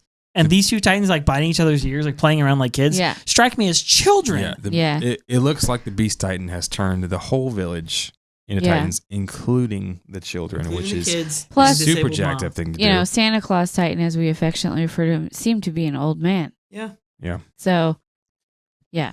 So that's pretty terrible. So they're messed up. So that makes us wonder if all the smaller Titans are children and teenagers, Yeah, they could be. and that's why they're easier to kill. Yeah, they could be. Next one is spoiler: the wall's not broken. Okay, we're pretty Yeah. confident the Beast Titan is turning them into the Titans. One of the things that we need to comment here is the castle, Utgard. We missed this before, but one of the first things they say is, "Oh, it looks like somebody's been here recently." Could it have been Zeke? Yes. Could it have been the Beast Was Titan? Zeke camping out there? I Putting think up- that's pretty kinda darn brought likely. It kind of brought up a good theory. There's an informational public thing available One of the discourse things. that says Utgard Castle is very old. The ruins. Ancient. No one knows what how long the ruins have been there. So how long does it take for a castle to go into ruin? I don't know. Hundreds of years. Hundreds of years. Probably. And it looks medieval. Yeah. It looks medieval. It did have cannons, very powerful cannons in it. Mhm. No one knows who the enemy was. That the cannons were built to Who fight. were those enemies, right? So it looks like, okay, if it's longer than 100 years, It may not have been And they're powerful built cannons, to. too. It doesn't that- look like it's built to withstand Titans. no. I mean, maybe now because it's old, but I'm saying it doesn't look like it was ever built for that. Most likely, our theory, we'll see how this pans out. That castle actually predates the founding Titan In the walls. in the walls. So possibly it was there to inhabitants who lived in Paradise before the founding Titan came. which may be from Marley, which may be from a different country, Mm-hmm. and they're the ones who may have had the cannons and the canned food that was there, or the Beast Titan brought that canned food yeah, from just a potentially. different language from a different country to there, and was camping out there, and that is why he sends the Titans to that castle, because these guys are like finding his like little camp stash. Maybe. Now, it would be a little bit weird to me because it's literally like stored away in some closet somewhere. It's not like easily accessible, and he just kind of like Okay. left it there. Like it does look like it looks old to me. Like the whole feeling of it is that the stuff she finds does look old. So the other thing we were theorizing about is he was bringing up the fact that the Beast Titan seems to go straight to this castle, and it would make sense that if he had a map of paradise pre-walls and pre all of humanity developing its civilization within the walls, he doesn't even know they have ODM gear, right? Which who knows how long that's been around, but he doesn't know they have any of that, which means it's been a long time since anybody's been to paradise to do a little cartography or whatever. Which it proves the theory that we thought there might have been someone inside the walls going in and out. Maybe there was tunnels. Maybe there was something else. Probably not. Probably not. Two disconnected societies almost entirely. We know that they sent,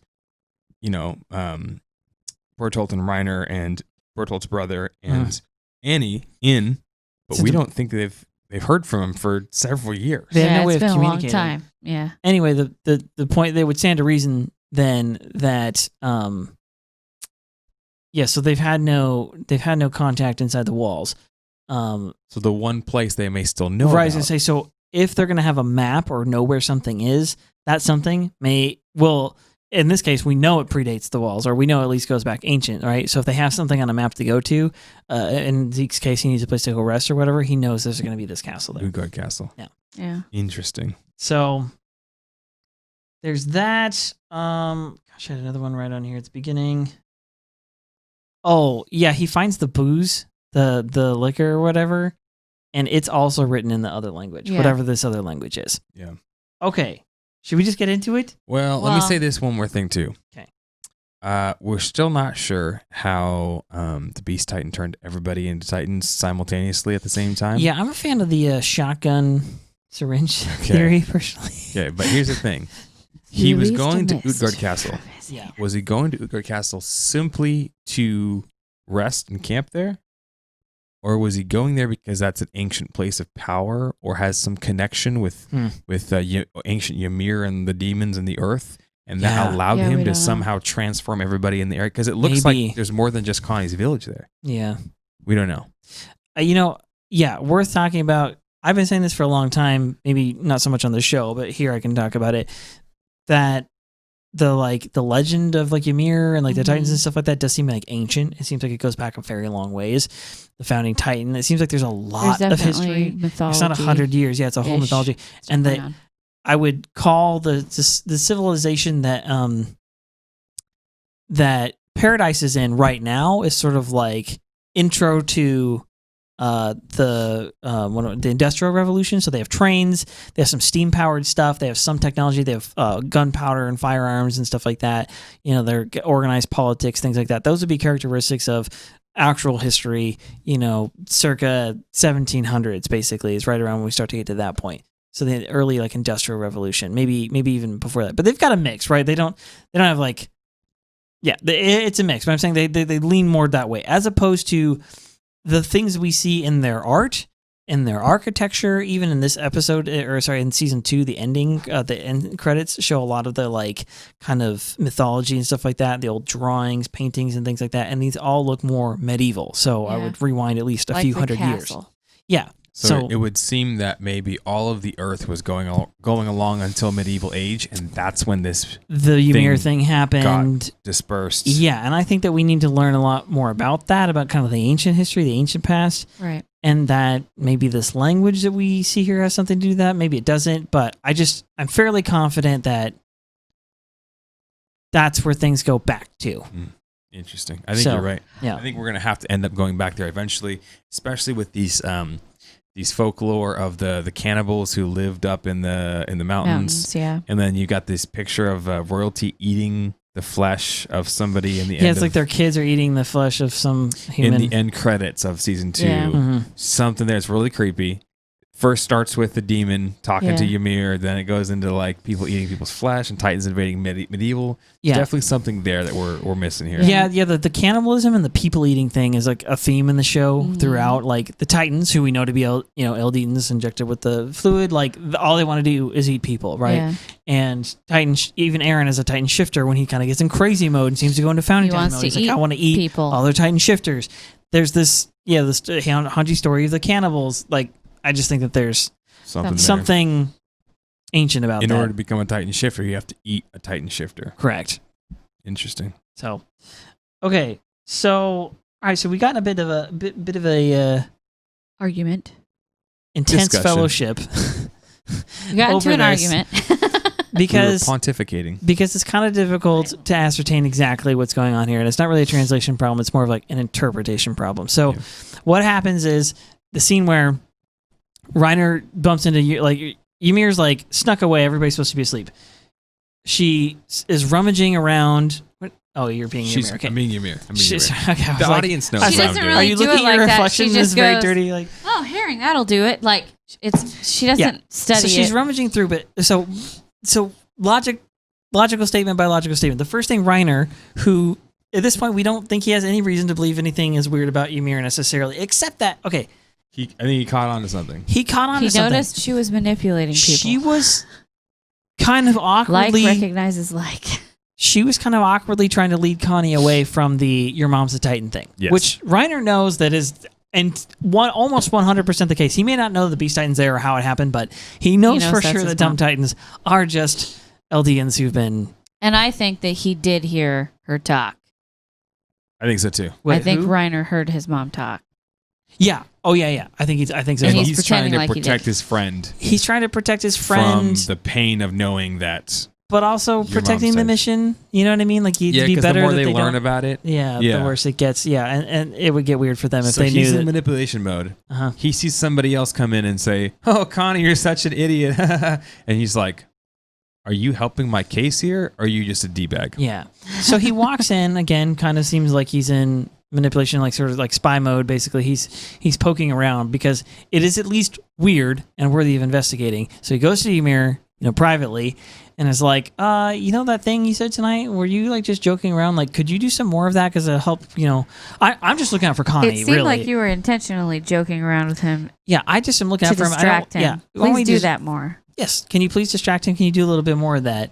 And so Ymir's like, okay. Because hang I on, don't wanna get want it him to worry about his family. I don't want to worry about his family.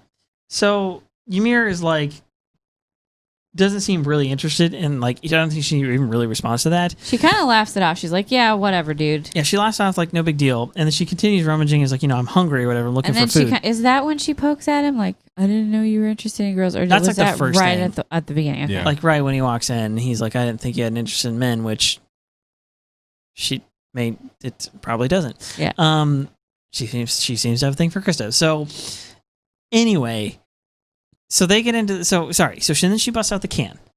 And she looks at the can. She goes, "No, I'm not really a fan of herring." And he's like, "Oh, is there any more?" And she's like, "Here, go for it." She hands him the can. So he looks at the can and goes, And he looks genuinely shocked. he does. He looks genuinely surprised. And so the argument is over what is the surprise here, and what is the language? Like, does he actually recognize the language? So he looks genuinely surprised that she can read it.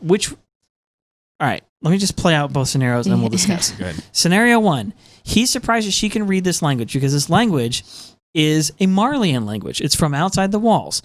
And he recognizes this language as his own. He knows it's his own language. He knows it's, Marleyan or whatever. And so he's surprised that somebody else who did not come infiltrate the walls with them, it's not part of his little crew, knows this language from outside of Mar. Like, how would she know that? And then he goes, and at the very end of the conversation, he's like, "You can read this?" Like, what? And he goes, "You're," and then he gets cut off. So his "you're" would be, "You're the one who ate Bertolt's brother, the guy who saved my life. You're from outside the walls. You're from outside the walls. You're one of those things." Okay, this You're is perfectly You're from logical. Marley. You're one You're of the us. same as me. Yeah.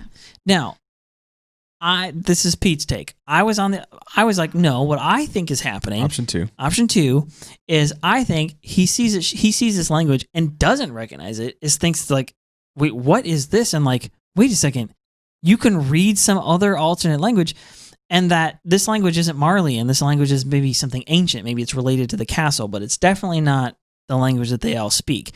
I say this because just in episode 1 of season 2, the Beast Titan, when he has Mike cornered, actually he's talking to him. Mike's in such shock he can't respond, but he's talking to him and he goes, why won't you respond? I'm certain we speak the same language, meaning he's from Marley, and here he's in Aldea, and he's like, no, I know we speak the same language. Like, why do you not understand me? Like, is something going on? And then he goes, oh, you do speak, right? When he finally cries out.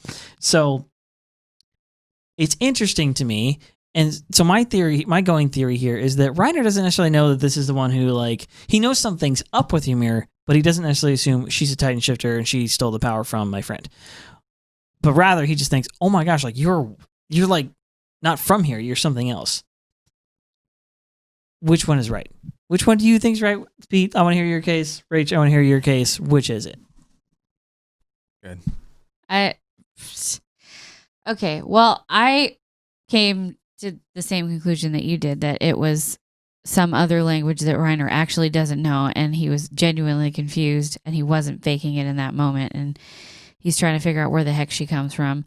I also thought maybe it's some sort of special language, or like a dead language like Latin would be to us. Like it's a language of the church, which we know she has this history being in the church, and that's why she can read it. And so he knows maybe she's connected to this cult that's back wherever they came from. She's also much older, right? Yeah. So she's probably in the neighborhood of like between 70 and 80 years old. She's probably close to 100 years old because, anyway.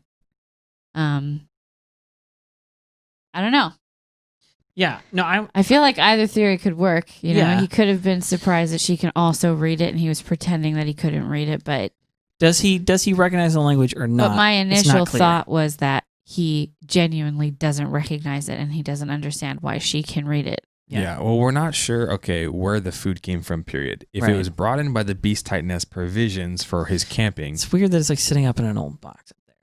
Yeah, it is. Well, we're not sure if the bipedal Titan carried a bunch of boxes with him. That's true. So, that's true. We don't know. But if the Beast Titan brought it, then it's clearly from Marley, which means that it's some sort of Marleyan language, which we were theorizing. We got really detailed about this. We're like, wait a second. Okay. It's fish. Yeah. Well, I guess they do have fish in the rivers there. Never mind. But a herring is a saltwater fish. From the ocean. So it has to be from the ocean. Yeah. So it has to be from somewhere else, right? And she even knows that it's a herring. What if the people inside the walls don't even know what a herring is? And maybe he's even surprised by the fact that he even says herring, huh? Like he doesn't, like, what is that? Well, he doesn't think about it at first because he knows what a herring is. He's from outside the walls. Yeah, but these people wouldn't know. These people wouldn't know, but she knows A, this other language, and B, that this is a fish. This is an ocean fish. And this is why I think it's Occam's razor. It's the simplest thing. I think Reiner has to be on constant spy mode, just like Annie, just like Ymir, even though she, wasn't actually part of them. Just like Bertold, they have to be on constant spy mode. They have to make sure they think about things, because if they say that the wrong thing, people will be like, wait a second, where'd you come from? Where's your village? What is it called? And they start asking too many questions. Yeah, you have to pretend to not know the things that you shouldn't know. Yes. And so simultaneously. Reiner comes in to investigate Ymir, who he may feel some suspicious. Why are you covering for Connie? Yeah. Do you know what happened to Connie's mom? Because I do. Do you know? But he can't openly say that. He's because fishing. What if she's not, right? So you have to come in here and be like, oh, yeah, you were just joking, right? There's nothing else that you are saying, right? Because, I was just joking too. No big deal, right? So you have to kind of play this spy game. So I think Reiner's coming in. I think Reiner's playing a spy game. She's checking out the food. No big deal. He's talking to her. She hands him the can, and he looks at it. He's like, oh, yeah, it's herring. Oh, yeah. I can't read this, technically. So I'm not supposed to be able to read this. So your theory is that I don't recognize any of these letters. He then has to put on a show and he goes, say, you can read this? And he thinks it's a ruse when he says that. I think he's actually shocked. Yeah, maybe he's selling it. Maybe it's a part of his spy performance. Maybe it's not. Maybe he's shocked because he just got the revelation of, wait a second, I got you now. You're from outside the walls. You're for sure not. And so then he corners her and says, Ymir, and he's about to say, like, you're from outside the walls. And because she can read this, he can't admit to her yet until he gets more answers. Yeah. Unfortunately, they're cut off. Isayama, well done. But I think this is the simplest explanation. And what you're saying about the herring, would confirm that because they wouldn't know what a herring is, which also means it's probably not that old. It can't be 200 years old, 100 years old. Yeah, it's not. Yeah, the idea that the language itself is ancient. So the other thing that plays It's into canned food and it's got printing on it. So right. The other thing, yeah, exactly. It Yeah, can't it's be printed. ancient. It can't be medieval. No. It Yeah. can't be as old as the castle. Whatever that it it's- is she has found has to be more recent. I don't even know if we've established whether or not the people in Paradise have canned goods. That was what I was getting at earlier. Well, I don't he think either of says you guys caught on Canned to goods. Yeah. Do they have the ability obviously- to print? Do they have obviously- printing that. I don't know. Yeah, they print the newspapers and stuff. Oh, They have okay, the- so yeah. yes. Sorry, so they do. Okay. All right, so they All can right. can print. That's print why stuff. that's why Reiner was like, "Oh, canned goods," as like he wouldn't have said that in my opinion if the Eldians didn't have canned goods. Yeah. Okay. Right. So if she That's fair. is just an LD, just like the normal. And speaking of run-of-the-mill. canned goods, I mean that canned goods have been around for A long time. before the Industrial Revolution. So Well, yeah, they have, but with like, yeah, she's right, like the printing and stuff on it anyway. yeah. So So your the other part of your theory was that so maybe in Marley they speak speak and write in both of these languages. yeah, the hard part for us is the Beast Titan did say, I'm certain we speak the same language. So there's some sort of language crossover. However, Is he just speaking what he thinks is the Eldian's tongue at the time? yes. And so I was saying everybody that we've ever seen pretty much who's from outside the walls is an Eldian from Marley, which means Yeah. they may have been brought up to speak this Marleyan language and to speak an Eldian language, or the spoken language the same, but the written language could be different. Because Grisha shows up at the walls with no problem. And It's like a they can native read speaker. Grisha's writing. Yeah, Yeah. exactly. He writes it, and Is he writing Eldian or is he writing Marleyan? We don't know. I don't know. Yeah. So regardless, there's a language crossover because Grisha didn't, study Eldian before whether they speak in Paradise, he wouldn't be able to before he went there. Zeke obviously can speak it. Reiner and Bertolt, everybody can speak it. So they either were raised and they spoke Marleyan and Eldian and learned how to write in both, or there's a difference in written language. Or that's part of letting the memories guide you. Is you just know this other language that you didn't know before when you become a Titan shifter. Everybody we've seen speak is a Titan shifter. Yeah. Yeah. So we're not quite sure about that. We can't land this one. There's What- there's no conclusion on this What I yet. had to say was about the new languages.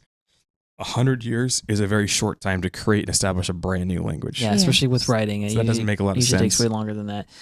I tend to fair think point. too that so I've had this theory for a long time. My first watch through, I had this theory, and I still maintain this is at least possible that there's actually a third culture out there, or a third country, a third party that's not Marley or Paradise, that's actually somewhere else, and that perhaps that's actually where Ymir's from. I also thought that for a long time. Yeah. too. Because we- when we, she uh, gets punished, they inject her and they throw her off the wall, which is technically. That's very similar to Which is very and that is what Grisha describes in season 3 when we finally see all that stuff. That's what happens to them. They stab him, they throw him off the wall. But she's being persecuted per being a religion, like a weird cultist religion, and they actually claim remember the cultists and stuff claim that she is Ymir. Of Oh yeah, royal she blood is a and- royal yeah. and she is a god, or a goddess or whatever, and the They're, fact that she's worshiping her.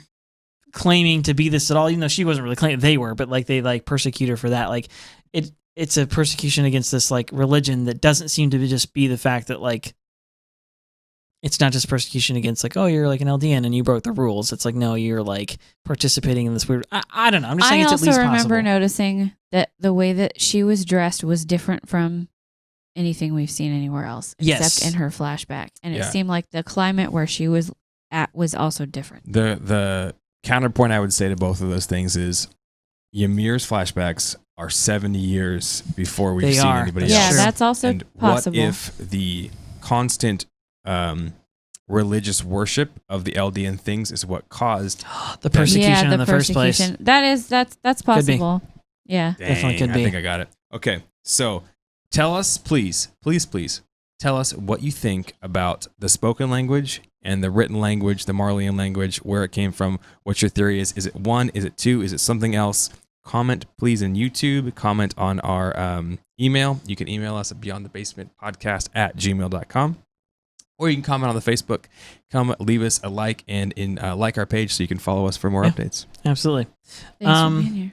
Any other spoilers here that we should get to. Maybe a don't quick think one so. would be Reiner. We've already talked about this in length, so we don't have to go into it too Reiner's deep. losing But his mind. Reiner's conflicted. It's pretty clear in this Yes. episode he's conflicted. He really does Yes. care about Connie. He says, "I want to marry Krista. She's Yes. inside the wall. She's an LD, and you want to just." Well, yeah, Pete 3 pointed that out. He's like, "We're gonna go home," and then 20 minutes later, he's like, "I'm gonna marry her." Yeah. what are you going to take her with you? Just a Like, minute before, he was talking to Bertold, like, hey, we're going to get out here. We're going to go back to our home village. And Bertold, that's all he wants. Yes, let's go back home, man. Let's, like, see our families again. Let's, like, we did a bunch of good things here on this mission. Can we get out of this terrible place that, we're all conflicted in?